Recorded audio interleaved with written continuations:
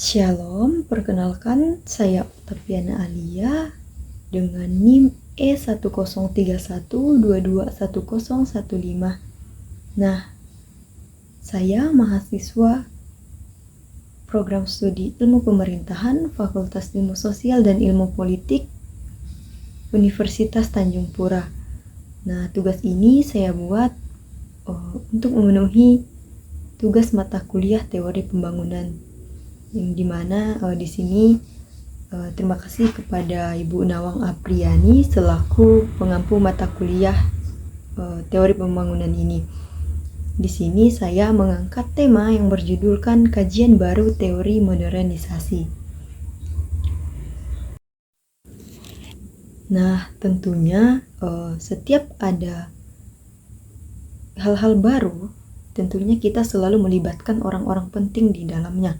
Nah, terutama di sini saya menambahkan beberapa pendapat menurut para ahli yang mengerti bagaimana sih pengertian tentang modernisasi ini.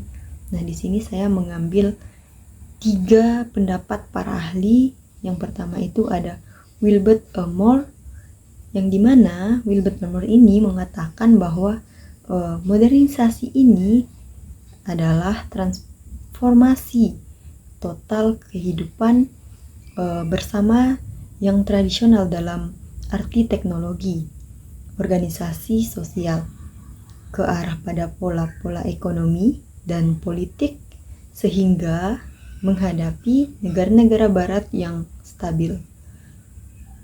Nah, yang kedua itu menurut teori Astrid S. Susanto yang menyatakan bahwa modernisasi ini merupakan suatu proses pembangunan yang diberikan oleh perubahan demi kemajuan. Yang ketiga itu ada Suarjono Suekanto yang berpendapat bahwa modernisasi adalah suatu perubahan sosial yang biasanya terarah berdasarkan suatu perencanaan atau social planning. Nah, sebelumnya kita ketahui apa sih itu teori modernisasi. Nah, teori modernisasi itu sendiri dapat diartikan sebagai suatu serangkaian dalil dari para ahli yang bersumber dari pandangan terhadap perubahan sosial budaya di lingkungan masyarakat. Nah, di mana pandangan tersebut berkaitan erat tentang perubahan kehidupan tradisional menuju ke modern. Nah, selain itu dapat kita artikan bahwa teori modernisasi ini mencoba untuk menjelaskan perubahan dalam babak kehidupan baru masyarakat dengan ciri perdesaan atau tradisional untuk menuju masyarakat perkotaan atau modern.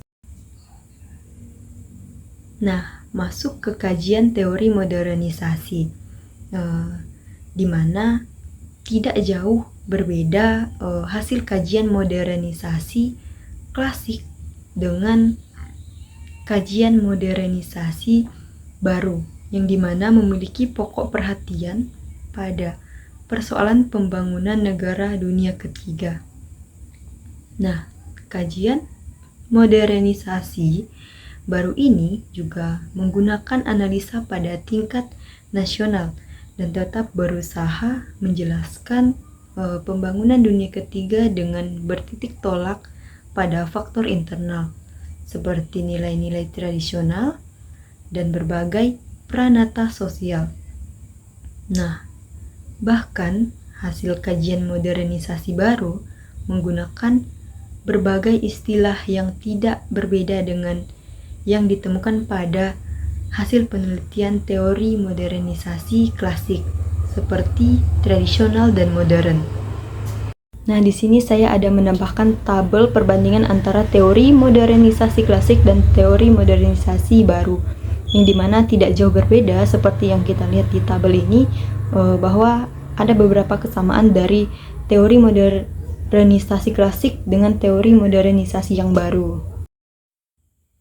Nah, tentunya pasti ada dampak positif dalam modernisasi ini. Yang pertama, dapat meningkatkan kehidupan bermasyarakat. Nah, di mana yang kedua itu adanya efektivitas dan efisien dalam melakukan suatu hal. Nah, yang ketiga, perubahan nilai dan sikap lebih terbuka atau transparan. Yang keempat itu meningkatnya ilmu pengetahuan dan teknologi atau iptek, industri, dan juga transformasi. Nah, yang terakhir itu meningkatnya kesadaran masyarakat dalam hal politik dan demokrasi. Nah, ini adalah dampak positif dari modernisasi yang ada di Indonesia khususnya. Nah, selanjutnya masuk ke dampak negatif modernisasi. Yang pertama itu munculkan kesenjangan dalam masyarakat, terutama di bidang ekonomi dan sosial. Terutama kita bahas dalam ekonomi, tentunya masyarakat Indonesia untuk saat ini pasti berlomba-lomba untuk mengejar angka ekonomi yang tinggi, yang stabil, sehingga nilai-nilai sosial dalam kemasyarakatan itu menjadi menurun karena persaingan dalam ekonomi. Nah, yang kedua itu banyaknya pencemaran lingkungan. Seperti yang kita lihat di sekitar kita itu, di mana di titik-titik tertentu banyak sekali pencemaran lingkungan.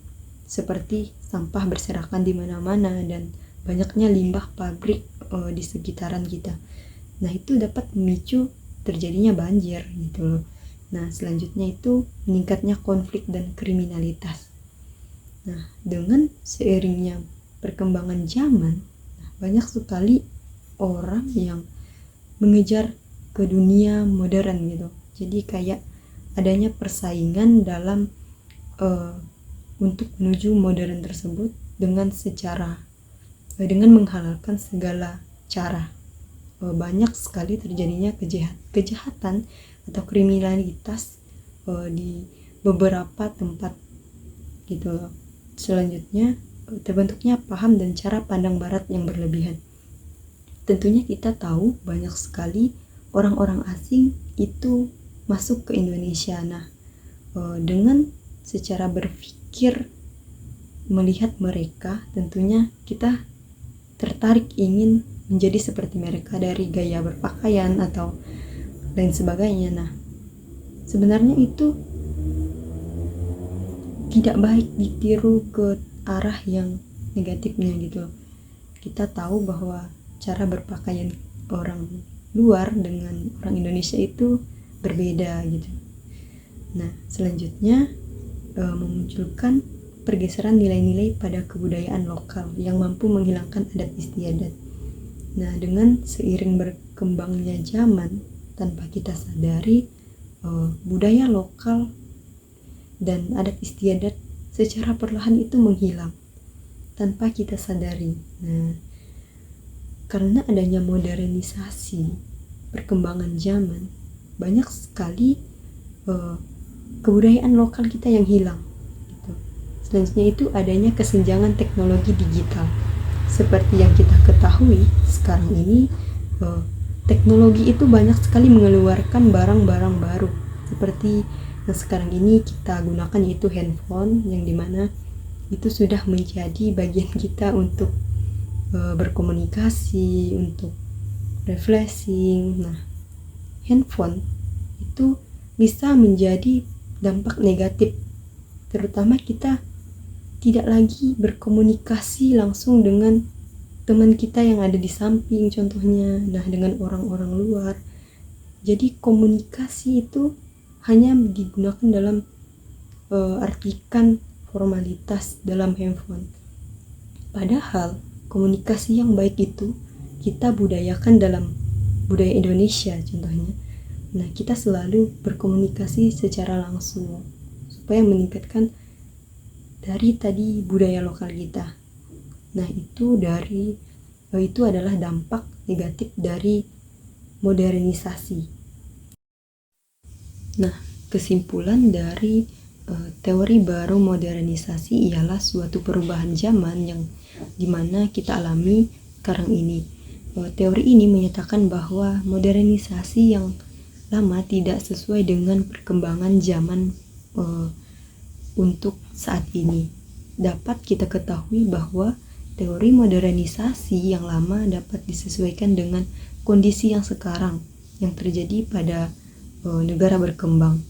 Karena tidak mungkin negara berkembang dapat mengejar ketinggalan dalam waktu relatif singkat. Oleh karena itu, diperlukan analisis yang mendalam untuk mewujudkan teori baru terkait modernisasi yang sesuai dengan perkembangan zaman saat ini. Nah, tentunya kita mendukung dengan adanya teori modernisasi baru karena ini suatu proses pembangunan untuk perubahan kemajuan zaman. Baik, sekian dari presentasi saya.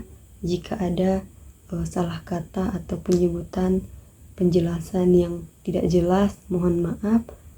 Sekian dari saya ucapkan terima kasih.